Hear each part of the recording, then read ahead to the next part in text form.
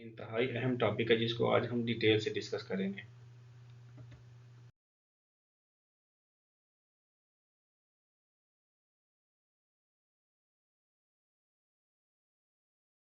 इस टॉपिक की आउटलाइन कुछ इस तरह से होगी। सबसे पहले हम इंट्रोडक्शन देखेंगे, फिर ground of dissolution of Muslim marriage को देखेंगे, effect of conversion to another faith, fourth number है right to dower not be affected, और एंड पे हम इसका कंक्लूजन ड्रा करेंगे। इंट्रोडक्शन सबसे पहले the dissolution of Muslim marriages act 1939 में पास किया गया। An act to consolidate and clarify the provisions of Muslim law relating to suits for dissolution of marriage by women married under Muslim law। ये act जो 1939 में पास किया गया, ये इसलिए पास किया गया ताकि अगर कोई भी मुसलमान औरत जो कि मुसलमान कानून के मुताबिक जिसकी शादी हुई और वो चाहती है कि वो अपने हस्बैंड से अलग हो जाए, अपनी शादी को ख़त्म कर दे, तो उससे रिलेटेड जितनी भी प्रोविजंस हैं उनको कंसोलिडेट करके क्लैरिफाई करके इस एक्ट में जमा किया गया। And to remove doubts as to the effect of the renunciation of Islam by a married woman on her marriage tie. और अगर कोई औरत अपना मज़हब चेंज कर लेती है, इस्लाम को तर्क करके कोई और मज़हब इख्तियार कर लेती है, तो उसके इस अमल का उसकी शादी पे क्या असर पड़ेगा। सो सेकेंडली देखते हैं ground for decree for dissolution of marriage. Section number 2 of the act, there are 8 grounds, any other ground which is recognised as valid. So जो मैरिड वूमेन है उसको ये हक हासिल है कि वो कोर्ट में जाके सूट फाइल कर सकती है कि उसको अपने हस्बैंड से अलहदगी चाहिए या उसको अपनी शादी ख़त्म करनी है। तो इसके लिए जो the dissolution of Muslim marriages act 1939 है उसका सेक्शन नंबर 2 है। इसमें टोटल 8 ग्राउंड्स हैं। इसके साथ वो एडिशनली ये भी लिखा गया है कि इन 8 ग्राउंड्स के अलावा कोई ऐसा ग्राउंड जो कि इस्लामी कानून के मुताबिक हो, उसकी बेसिस पे औरत क्लेम कर सकती है अपनी शादी को ख़त्म करना। सबसे पहला ग्राउंड है इसमें एब्सेंस ऑफ द हस्बैंड।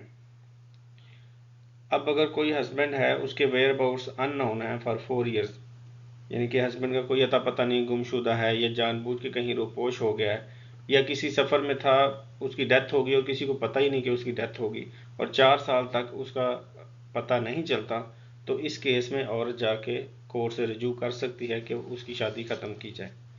इसमें कंडीशन ये है कि जितना अरसा रिक्वायर्ड है, इसके बाद 6 महीने तक अगर हस्बैंड खुद अपीयर हो जाए कोर्ट में या अपने किसी एजेंट के थ्रू इस चीज़ को साबित कर दे कि वो ज़िंदा है और वो अपने जो शादी के जितनी भी ड्यूटीज़ हैं, कंजुगल ड्यूटीज़, उनको परफॉर्म कर सकता है, तो फिर इस केस में औरत जो है अपने इस सूट से पीछे हट जाएगी।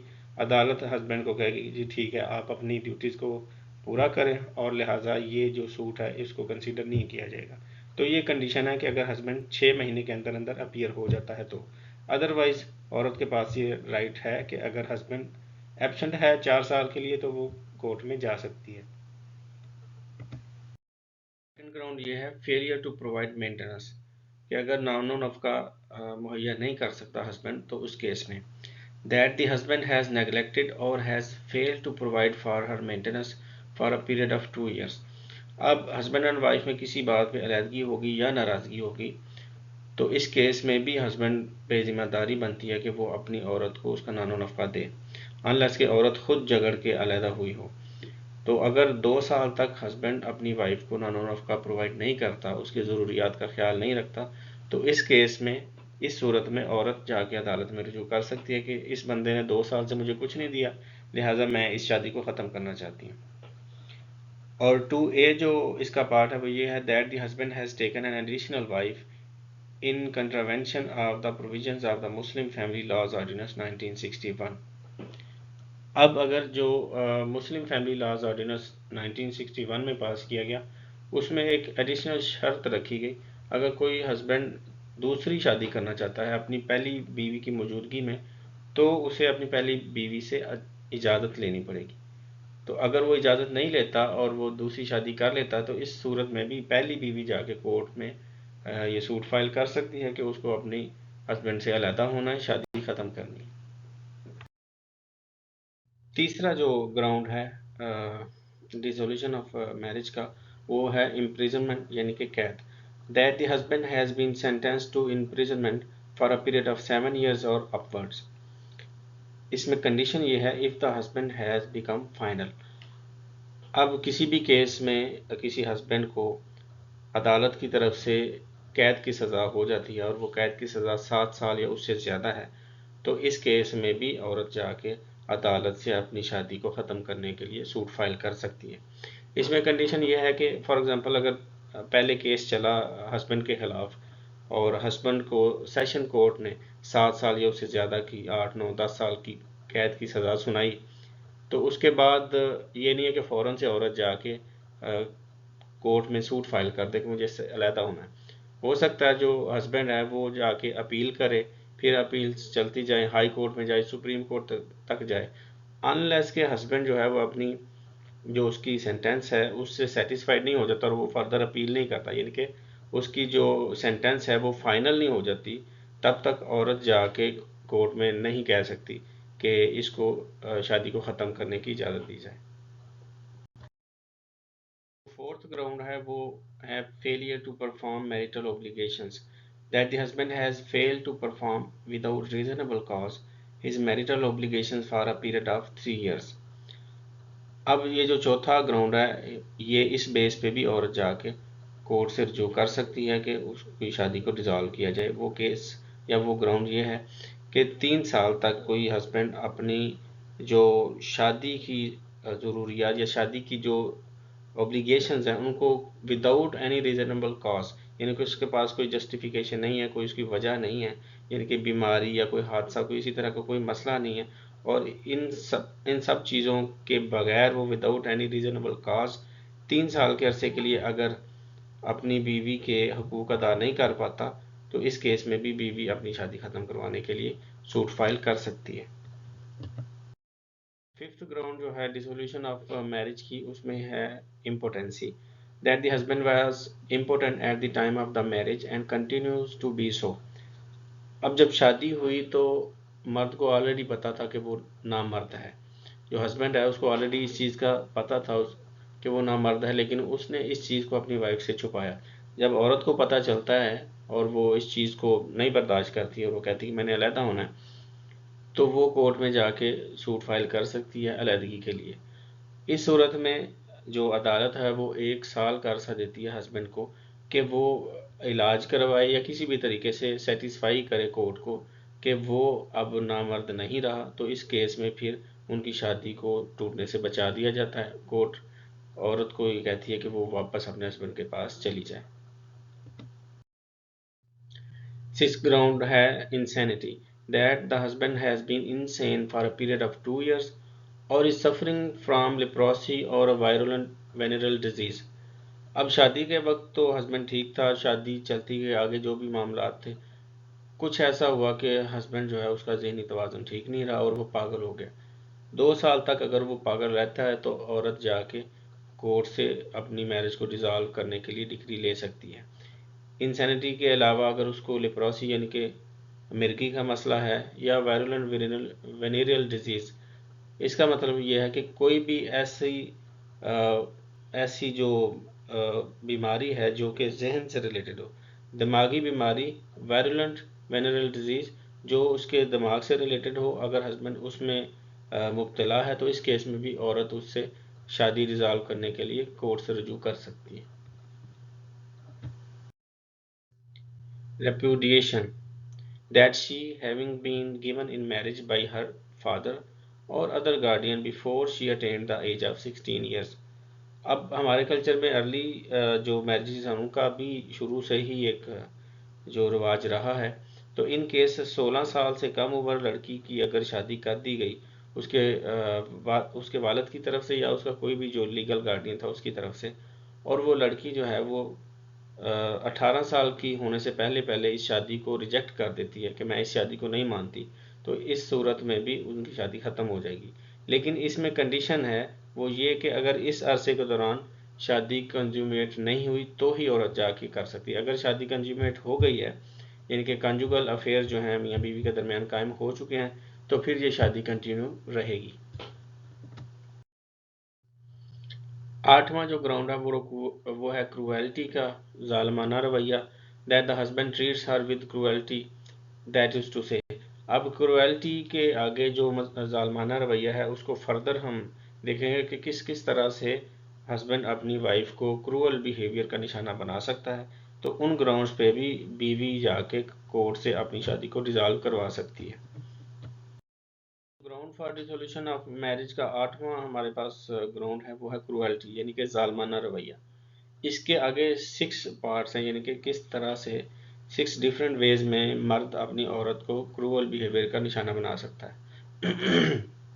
फर्स्ट वन है habitually assaults her or makes her life miserable by cruelty of conduct even if such conduct does not amount to physical ill treatment।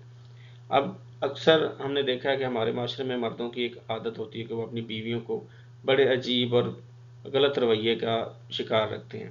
उनको फिजिकल, जरूरी नहीं कि फिजिकल टार्चर करें, उनको मेंटल टार्चर में रखना, उनको डराना धमकाना। तो उनको जो मेंटल टार्चर में रखना है ये भी हैबिचुअल असाल्ट करने के अलावा ये भी क्रुएल्टी में आ जाएगा, और इस सूरत पे भी मर्द से अलहदगी के लिए औरत जाके कोर्ट में सूट फाइल कर सकती है।